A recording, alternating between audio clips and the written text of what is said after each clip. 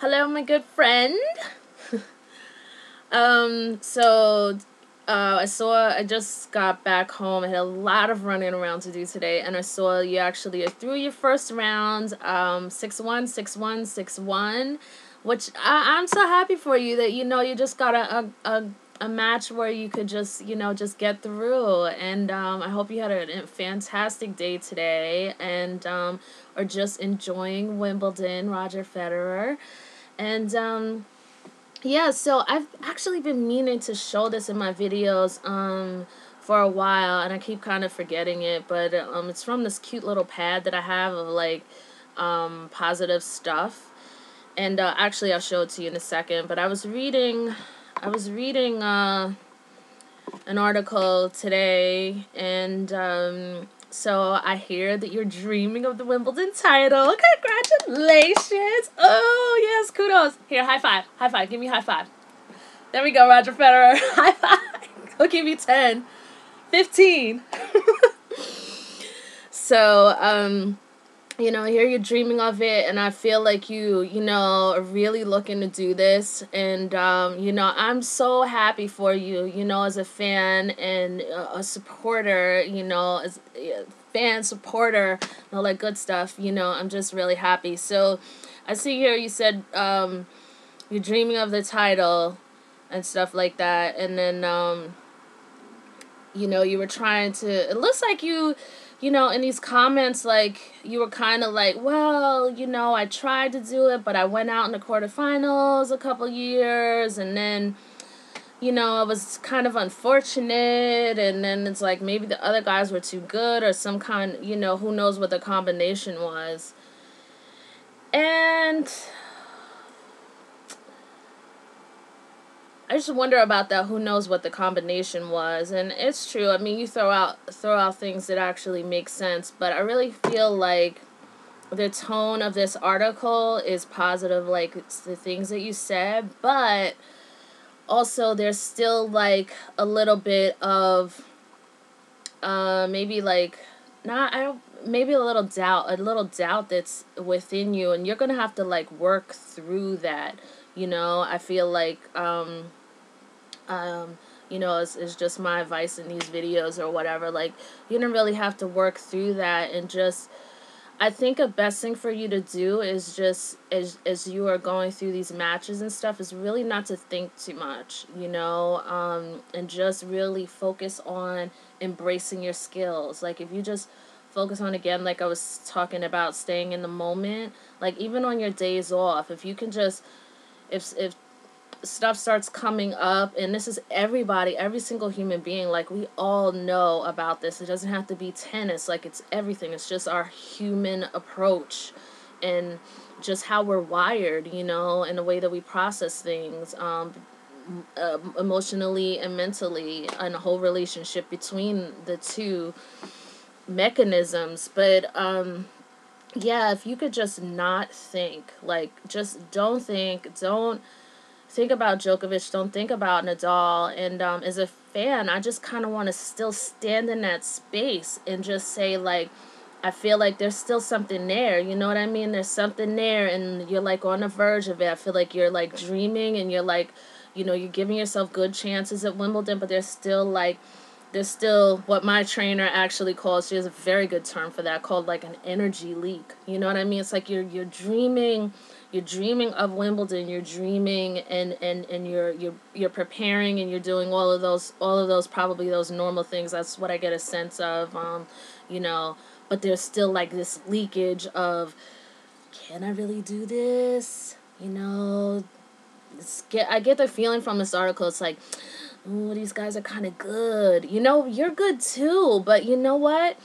You have not realized that you've been in your own way. Like, you've just been your biggest opponent. And I don't think, I could probably, even if you're watching this video, like, I could say this to you 1,000 times, and I have said this a number of times in my videos, but it probably doesn't even sink in, because it's nothing that you could probably even relate to if it's something that you're believing. And the reason why I think you're believing it is because of your language, because of your languaging in your interviews. And this is not a criticism or like to put you under a microscope or anything like that, but just there's still that doubt there. And I think that when you have that switch turned on with that doubt, and it's created what I called the other day like a little bit of a negative momentum, so it's kind of like a natural thing for you, I think, and it feels very real. And that might seem like really obnoxious for me to say because I'm not the one in the tennis matches experiencing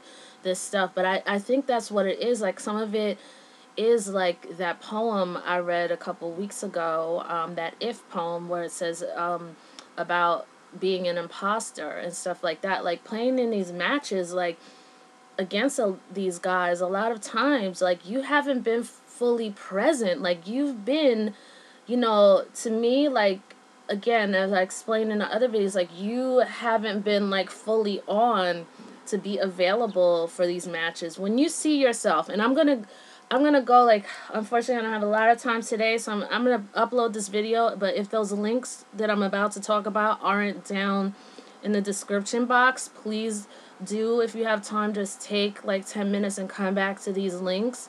And I just really want you, and I just appeal to you, to just take a look at yourself in these other matches, like what your frame of mind looks like. Like, you look really perturbed in a lot of the matches with Nadal in the last 2 years or so. No, actually, even since 2008, and maybe even before that, I don't know. And it's a natural thing. It's not anything to criticize over, but it's just something to see and really look at the whole range of Roger Federer and go, all right, you know what, there's this, there's that, there's this, that's also kind of, like an energy leak, and like, once you close up all those leaks and just stay like focused on what you want to do. And I'm not saying you're not focused, I'm just saying it does, that was just natural emotional and life experience in tennis, those kind of just things that come natural, like, and then ends up being like inconsistent with what you want to do. And what I'm saying is, you don't fully believe that you still don't fully believe that you could still win Wimbledon or have a really good chance. Because I keep hearing you say things like, well, hopefully. Like, to me, it's like, when you say hopefully, and I'm going to work hard and all that, and it's up to me, but hopefully, it's kind of like you put it out like it's up to somebody else, and I realize, I'm not saying at the same time that, there are other players out there who, help determine the destiny of a match, but I'm just saying, pull back out. Like, you're way too out with the other players. Like, even here in this article, like, I feel like you're talking about Djokovic and Rafa, and this could be edited. I don't know what context it was in, so I could be reading it in the wrong context. But just talking about Novak and Rafa, and how Novak stood out because of his amazing streak last year. You had a pretty similar streak. I mean, what was he, like 43-0, and you've gone 41-0. And yes, it's amazing, and I'm sure all of that, but like, I just feel like, yeah, it's amazing and all of that, but I don't know. Like, it's not like something you haven't done yourself, and you were the one who snapped that streak. You know what I mean? So, whatever. But I'm just saying that, even though I talk about these two players, so maybe I'm no really good example or whatever, but maybe I'll stop talking about them when you stop thinking about them. That's it. And that's not like saying it in a nasty way, but can you like pull back into Roger Federer, because some of you is into Novak Djokovic and some of you is into Rafa and Nadal and their effect, like, their effect, and you should be here in your effect. You know what I mean? Let me get into my effect. Let me get into who I am. And then what happens is what happens, but if you're too much into someone else, you know what I mean? Like, you're not available for yourself, and I think, so anyway, I know I kind of went off track at least 2 times now. I don't even know what to go back and correct and finish what point, but I'm just gonna I'm so sorry. It's brain freeze or something. I've still got to learn how to deal with all the information that's shooting through my brain, and I want to tell Roger Federer, oh my god. Um, so I picked up this, and it's a little ripped, but I had it hanging up for myself for a very long time, and yeah, it's just like, you know what? Believe you could win at Wimbledon. It's not to say have a blind belief like, oh, I believe la la la, but you're a legitimate player who could certainly take this. You could really take this, and if you are bold, mighty forces will come to your aid, and that's all you have to worry about is just, there are other players out there who play hard and stuff like that, but I just feel like you're giving them just a little bit more credit. Yeah, they deserve credit and stuff like that, but I'm just saying, like, I just feel like you're giving them a little bit too much ground. Like, somewhere in your mind, you just don't even believe still that you can do this. And I think the thing that would be great is if you have the time is to really pump yourself up to believe, like, yes, you are preparing. I know you're a person who sits down at your computer and prepares and that you work hard in your trainings and stuff like that, but just really also prepare your mind. Like, I understand that I'm going to feel anxiety. I understand that I'm going to feel doubt. And I understand that I'm maybe even going to feel afraid. And I'm going to understand that, you know, these are going to be like real emotions, but don't like dive into them. Don't like get into that. Don't allow them to actually be taking the wheel. You know what I mean? You stay in control. Don't allow doubt and fear to be the one at the wheel driving the car of your tennis career and driving the car of your tennis life and your own life, you know. And I feel like, just turn back to yourself and go, instead of going, like, once if I can get to the finals, and get through, hopefully I'll win. Like, man, no, no, no, no, no, no. So I've got to sit here as a dedicated fan. I've just got to stand here, like, and fight for what I think are your interests. Like, I don't mean that in an obnoxious way, but, like, fight for the Roger Federer interests. Like, you want to win this. So just, it kind of feels like, you know what? I'm sitting down and I'm preparing. I know we've got some tough competitors in here, but I want to win this. I hope, you could say hope in this way. I hope to win this, and I'm going to do everything within my power to make it happen. That's like, if I read that, I would feel like, oh, okay. And I'm not saying, like, oh, say what a world girl says, and then, oh, world girl has all the answers. I'm just saying, like, it's in a way of supporting you that I feel like there's a big energy leak there that you don't believe you can win. And this is the time now, and this is the moment now, and to look at every single thing, and this is good stuff, Roger. This is like fighting the fight, you know what I mean? Like, you've gotten through so much in your sports career, and I feel like this is like a different level for you and different wonderful challenges and stuff like that, and it's like you will surmount these challenges as well, and next year this will be nothing to you, you know what I mean? You'll be looking back and like, oh, I remember when I was like juggling this and that on the court and doing that. So it's always exciting, and it's nothing to get yourself dejected about, but just notice, like, even if you're on the court, like, how are you feeling, because when you're on the court, and you've played against these guys, like, you just are not 100% there, and you've gotta, like,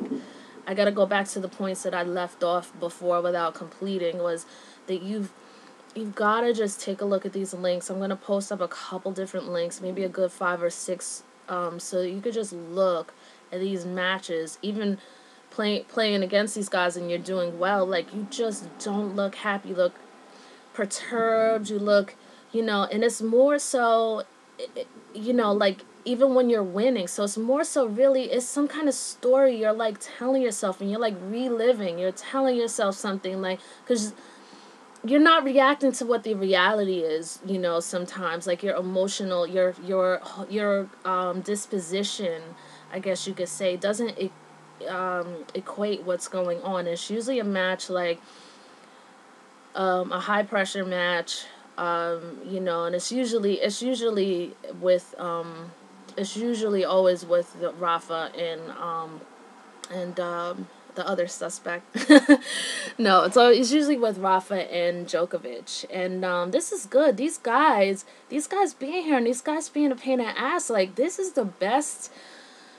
You know, this is one of the best favors, you know, they could be doing you. Like, they're calling you to stretch, man, and you can do it. You really can do it. It's all about how you make a choice to handle this. You know what I mean? It's all about that. But they're your teachers, and you should be really drawing on them right now to know, like, again, how are they processing their losses? And they've gone through the same thing you've gone through, Roger. You know, Rafa has gone through it, trying to get to a point where he could defeat you, and for him it was a whole trial and error thing, trial and error on anything but clay, and you even beating him on clay, you know what I mean? It was still trial and error, and a lot of error, but still trial. And kept a really positive attitude. And the same thing with Djokovic, you know, like I said in my other video, like, Djokovic had to process a loss. You know, he last year at that 43-0 run, you suddenly snapped that mess, you know, and sent him packing in the semifinals. You know, I'm sure that was, like, hugely disappointing and rocked his world. Like, he probably went home and had to do some real soul digging. And sometimes you really have to get up there and fight those damn demons hard. Like, you know, I can imagine, like, him going home, sort of, like I said in another video, like, him going home and being like, no, I don't know if I can ever really, I know I managed a good season so far, but, you know, how am I going to be Federer? How am I going to really stay consistent with beating Nadal? I don't even know if I could do this. And I'm tired. Like, Indian Wells last year in 2011, he was already claiming he was tired on air. I clearly remember that. So, you know, and I'm sure, of course, legitimately it is tiring, but I'm just saying, like, that's probably a lot of this crap that he was dealing with when he went into Roland Garros. So, all of that to say, like, he had to work through that, you know what I mean? He had to really probably fight hard, fight off some demons, you know, because that's when the stuff comes in, the doubt, like, I don't think you could do this. Like, those little, and if demons isn't the right word for you, gremlins is also a good word. Like, you know, my trainer always uses that word, you know, it's like those gremlins show up and they're kind of like, you know what, you did a bad job, you know, Federer knocked you out of Roland Garros, and no, you can't do it. You know, you can do it. You know, you're good sometimes, but you're not consistent. These guys are too good. Blah, blah, blah, blah, blah, blah, blah. And he probably had to fight hard with those people, you know, with those thoughts, and just say, no. I'm just going to keep staying. I'm going to keep working hard. Like, I know that I can perform if I just keep working hard. And even if I lose, I'll just keep adjusting because I know I can do this. And it's the same thing with you, Roger. You know, it's about moving out that whole, you know, it for you is something different because I feel like you had the support of millions of people at one point in time, and you did all of this, all an exciting thing at such a young age that, you know, in our 20s we're still, like, developing. And I feel like during the time, like, you were 24 and you were winning and doing all these amazing stuff, and people were just like, you are so amazing and we love you, you know. And it's not that it doesn't happen to any other athlete, but it is a little bit unique with you in that you introduced so many new things to tennis, and you had, you know, it was, I personally feel like that happening to you sort of was like a little bit of a disservice to you, because now these other guys are probably in a certain way a little bit more mentally fit in a way because they had to, like, pull themselves up. And it's not that you didn't have to pull yourself up. Of course you worked hard to get where you are, but I'm just saying, like, all of that, all of those accolades and everything happening in your you know, in your 20s, and stuff like that. I'm sorry. All of that stuff happening, like, in your 20s it was great, but it's like, you know, now that other people are on the scene, and now that, you know, the media and the world are turning to other people, like, it was kind of like a little bit of a disservice to you, you know. And I feel like in a very natural and understanding and human way, like, that anyone would be dealing with this and probably taking it worse than you are. Like, you're handling a lot of this stuff with a lot of class. And it's not to say that, you know, you seem to me like a very secure person, like an awesome person, obviously, and you know, like just a very wonderful, amazing individual. So I don't want to make it seem like, you know, what I'm saying, like I'm over exaggerating and saying something, but I just feel like it's harder to process. Like, you've got to deal with all of, you know, this sudden withdrawal, and then like the sudden nasty end of the whole thing, whereas I don't feel like Nadal had to really deal with that, you know, or that Djokovic ever had to really deal with that. Yes, they deal with criticism. Yes, they put themselves on a world forum.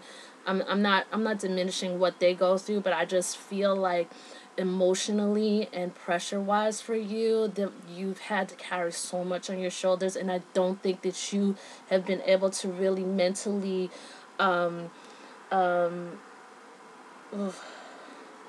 sort of recover in a way, like fully, from what was going on, like especially Australian Open 2009. Like, it's too much pressure for anyone, you know. It was just a lot. And, you know, I don't know you or anything like that, but I'm just saying, to bring it all back to here, like, I don't feel like, because of all of that, you know, because of you being used to getting all of this attention, that you are able to 100% really know the effect of your tennis, how good your tennis still is. I think that's what I'm really trying to say, you know. And it's really, you know, now it's time for you to just go back, you know, like, go back to basics, like the 13-year-old Roger Federer, or 12-year-old Roger Federer, like, draw on that little boy, you know what I mean? Like, it was just you, no fans, no media, no accolades, just you. Like, just return to that. And, you know, I realize I don't know you or anything, but I'm just gonna go off my impression. So that's it. And it could very well be wrong, but I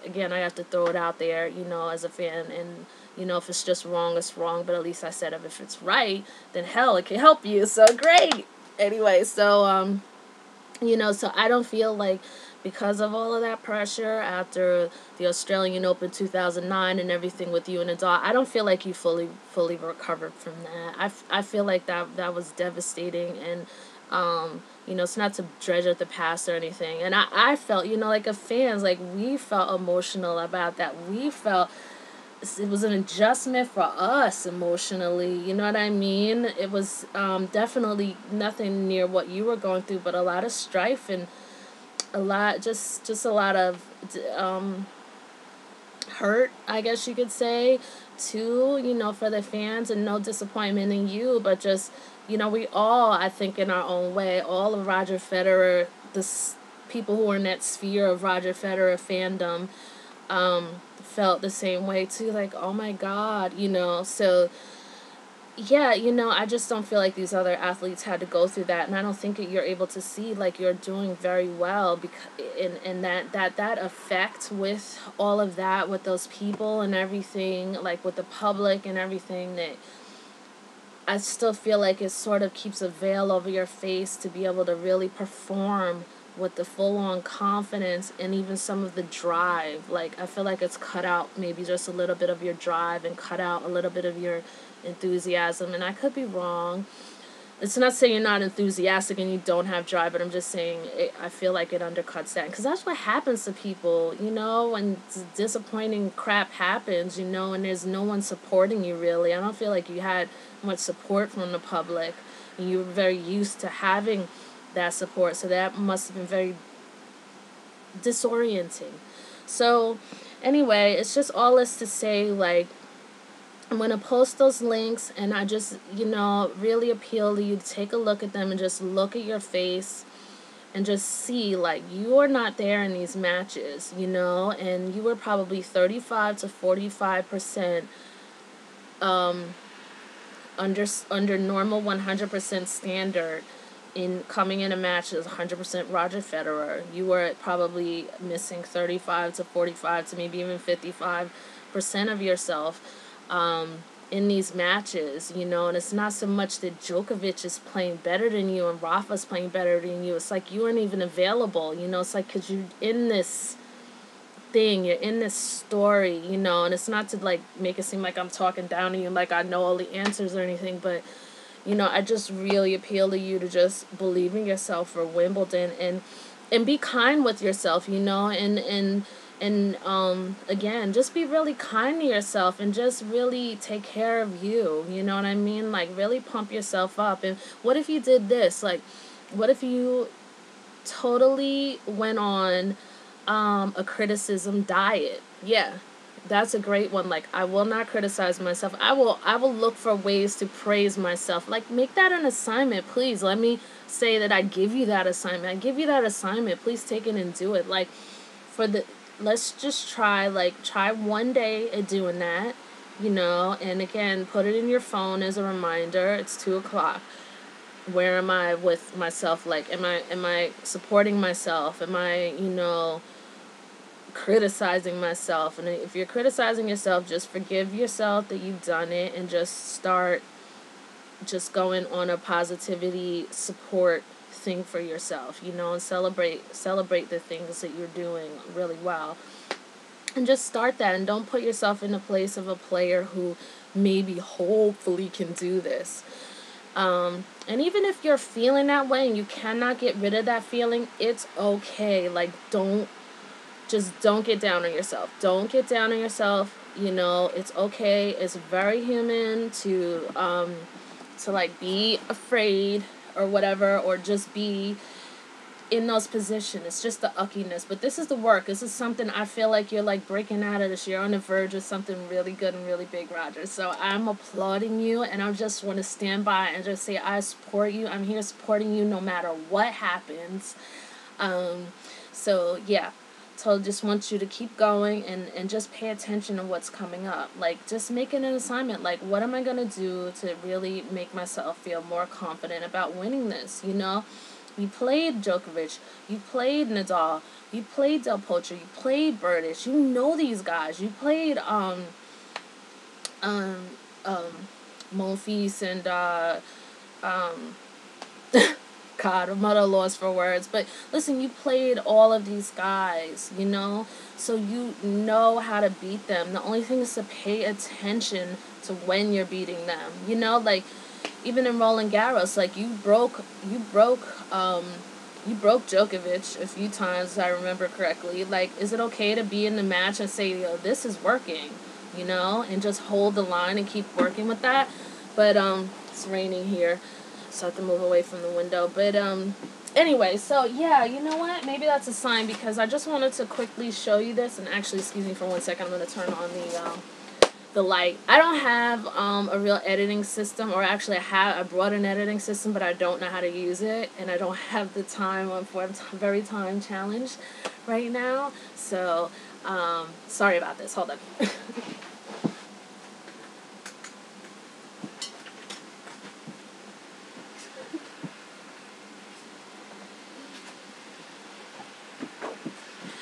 So anyway, I'm sorry.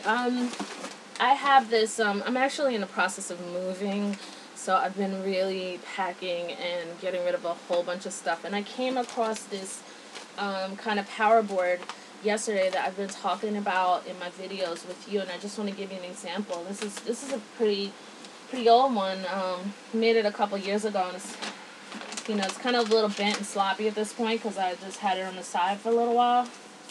So I was in training away from my home last year. So anyway, you know, these are people like who really inspire me, who I draw power from, who just for me walk in their individuality, you know, and they just, a lot of them, every step they take, the world shakes, like, with how big of a giant they are. And it's not like I'm making people into a god or anything. It's not that. There's a difference between that and really having some real importance. But, you know, I have an actress here. Her name is Taraji P. Henson. I think she's fantastic. She's a lot of fun. She's got a lot of range. And then, of course, I have you here. And, you know, I just look at this board and I'm like, oh my gosh, you know, my favorite actress. One of my great favorite singers, this woman here, A. I love her. I think she's, I love the way she sings. Like, she just blares. She's got this blaring, lovely voice, and you could just feel her attitude. Like, it's not a nasty attitude, but you could just feel her power and her strength coming out through her singing. And this is Gael Garcia Bernal. And yeah, so I'll read some of this stuff. And these are the Celtics. These are my Celtics, man. Love them. So for them, I have synergy, effective, united, example, goal achievers. And then for A. I have forward power, blaring vocals, individuality, stylish swagger, kinetic, fierce. That is me. And for Gael Garcia Bernal, I have fine filmmaking. Is why I really love this particular cinematic shot. It's from a movie called Amores Perros. Anyway, so all right, so here also too, this young guy, Ryan Sheckler, he's a skater in the United States, and I just think he's awesome. You know, happened to see some of this reality show that he got really severely trashed for. And I just love it because he was like, all right, here, fresh focus, clean purpose and accomplishment, positive, useful power, example of sibling unity and adoration, amazing light and energy, young, centered, individuality. And for you, I have, well, maybe I shouldn't read yours, but I will anyway. Excellence, sophistication, perseverance, arrival, triumph, balanced opulence, reign, revered, and reverence. And then for you, and so funny because I always have Will and Jada Pinkett Smith, and I love their union as well, like union, partnership, success. And then Will Smith with his son here, positive future, freedom to dream, certain massive success, arrival, overture, global shift in consciousness, promising certainty, generational, paternal positive support. Anyway, I don't want to bore you with all this, but I do want to mention finally my absolute favorite director in the world, who is Akira Kurosawa, a Japanese film director, who's just awesome, powerful. He's the emperor. He's just awesome. So you have this, you know, like, this is a little bit of my power board. Like, these are the people that I you know, who are like my friends in my head. Except I only make videos for Roger Federer, at least right now. But you know, like, do you have, like, where are your heroes, you know? Instead of focusing on watching matches with Nadal and Djokovic and feeding your mind more like, oh, you know, oh, look at how great Djokovic played that match, or look at how great Rafa played that match. Like, you need to just shut that down, stop watching their matches and stuff like that, because you already know how these guys play, and, like, you could derive all that stuff from your coaches. Like, just turn on the stuff that's going to feed you, that's going to charge you, that's going to bring up your performance. And bringing up your performance and making you stand tall is going to be looking at the people who give you power, you know, and who excite you, and people you believe in. Actually, Bruce Lee should be on here, but he's not. I never finished that. But anyway, so you know, like, what are you looking at? Like, you know, there's still a little bit of doubt here. Now, I'm glad you came through the first stage, so I'm going to really try to, like, article stalk. No, I'm just kidding. Like, I'm just going to keep staying here and try to make these videos while you're at Wimbledon. Like, just stay focused. Like, how focused are you being? Like, are you adhering to who you are as a player? You know what I mean? Come back and look at those links I'm going to post on the internet. So just please go ahead and take a look. I might not have time to do it. I'm going to upload this video just to get it out there, but I don't have I might not have the time to link it today, but if not, I'll do it tomorrow or within the next 2 days. So please come back and check it, but take a look at your matches and just see. You don't have to look at the whole match, but just see, like, what your face looks like, you know? And then you could kind of see, like, oh, I'm not fully there, you know, like, I'm not fully concentrating, you know, like, he's perturbed about something. And when you're perturbed, even when you're winning, like, you can't even, perform well because you're busy you're clearly telling yourself a story. If you perturb while you're winning, like, you're clearly telling yourself a story. Like, I can't do this. This is hard. This person's going to win. I know it. You know, I don't know what's going on, but something not positive and not supportive is going on. If you see that, then that would be another one step to just pull back into yourself and just realize, like, hey, you know what? I actually can do this. Like, I'm in my own way. I'm the one that, you know, there's like two opponents. I'm not just playing a match against Rafa. I'm playing a match against Rafa and myself at the same time, you know? And really, you know, and of course you're not the only player who has to deal with those things. But I'm just saying, like, you know, now's the time at Wimbledon. Like, just stay on yourself every day. Like, just check. It's only 2 weeks. Like, you can go and do something intense. Like, just check and make sure that you are fully positive. You know what I mean? No more hopefully. You know, it's just like, I'm going to prepare and I'm going to do my best to win. Because I hope to win, not hopefully. Hopefully is like, I'm just going to throw everything out there, and if it works, it's kind of like throwing stuff against the wall, as they say, and seeing what sticks. Like, nothing's going to stick at this time. Like, you know, that's one thing for sure. You've got guys who, they know damn well you could step up and take this against them. And if they just simply dig in, they know you're mentally struggling too, you know, so they're like, you know what, if I just dig in, you know, I could take advantage of him being in a vulnerable mental spot. Like, you know, people know, you know, they know what you could do, but it's just about you knowing that you can absolutely take this, Roger. You know, you could prepare and do all of that stuff. And maybe some of the thing is that, oh, I prepare against these guys and it hasn't worked, so I don't know, you know, just keep going back into yourself, and when you're in the match, notice what's working. You know, it's naturally going to feel intense. It's naturally going to feel hard. And that's the thing about Djokovic too. Like, I guess if you have time to watch some of that match back at Roland Garros, the finals, like, watch it and see how Nadal just staying on his natural game, playing intense, chasing down every ball, even though Djokovic was breaking Nadal, then Nadal, because of Nadal's style of defense, just the way he was playing, though not necessarily, he wasn't winning all the time, but Djokovic mentally started absolutely not trusting himself, you know, but Djokovic came onto that court first and not trusting himself. Djokovic came onto that court not trusting himself, not believing that he could win, and then Nadal just kept playing the way he was, you know, knew that he just was going to be fully available. And you'd see the breakdown in Djokovic. And that's what I'm saying. Like, maybe Djokovic can't see that, but like you, I feel like you, because you were in it, like, you can't see it. So just look at that Roland Garros match and see how Djokovic started breaking down mentally. Like, he didn't want to take killer.